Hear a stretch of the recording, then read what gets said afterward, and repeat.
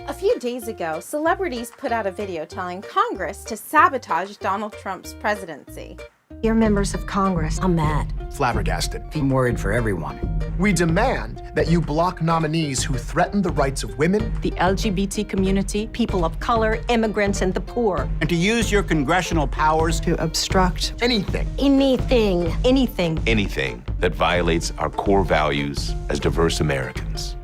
To rebut these celebrities, Fox News brought forth their champion, Chuck Woolery. Look, you couldn't find a group of people outside of an insane asylum who just are more out of touch with reality. You couldn't than an actor. So reporters invite a retired game show host to talk about actors who are telling Congress what to do about the president. If only my mechanic could convince a poet to get a beekeeper to find a hairdresser to tell me what I should think about all of this.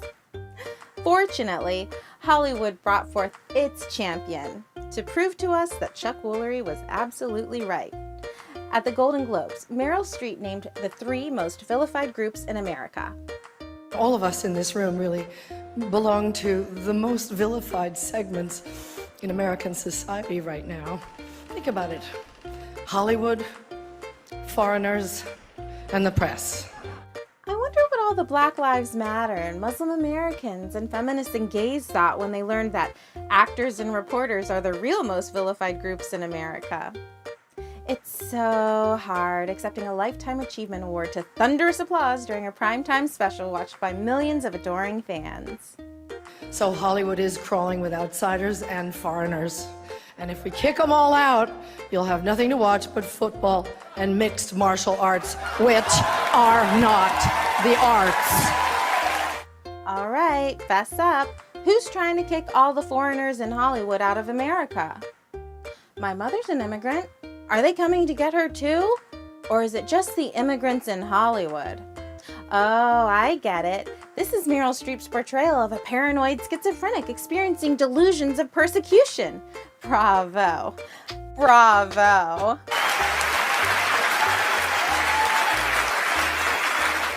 But hey now, what's with that weak jab at mixed martial arts?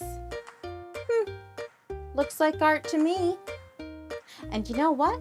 I bet he didn't achieve that form by sitting around on his tushy all day watching The Devil Wears Prada and Mamma Mia. But seriously, thank you for the movies, Meryl. I simply have no idea what any of us would do if we couldn't watch television and movies. An actor's only job is to enter the lives of people who are different from us and let you feel what that feels like. If that's an actor's only job, then what's with the soapbox, babe? But okay, let's go with that. So when you starred in Death Becomes Her, your only job as an actress was to enter into the world of a woman who drinks an immortality potion in order to compete with another woman who drank an immortality potion, but you get disfigured when your husband tries to kill you in order to be with the other woman who drank an immortality potion, leading to both potion drinkers needing your mortician husband to repair your bodies from all the injuries you inflict on each other.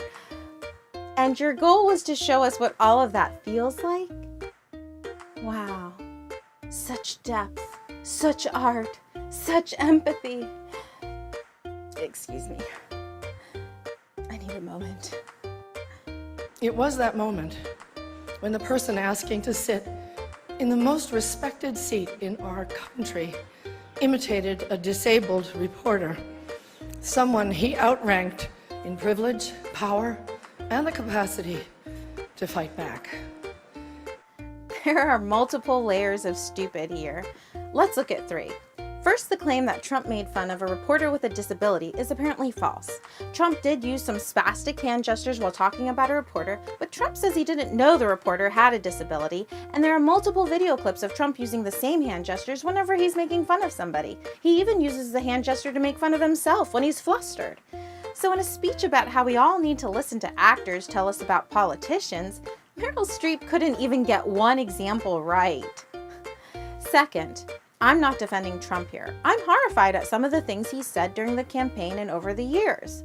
But the fact that Meryl Streep couldn't come up with a single accurate criticism of a man who spent his entire adult life with his foot permanently lodged in his mouth makes me think we shouldn't take her speech seriously.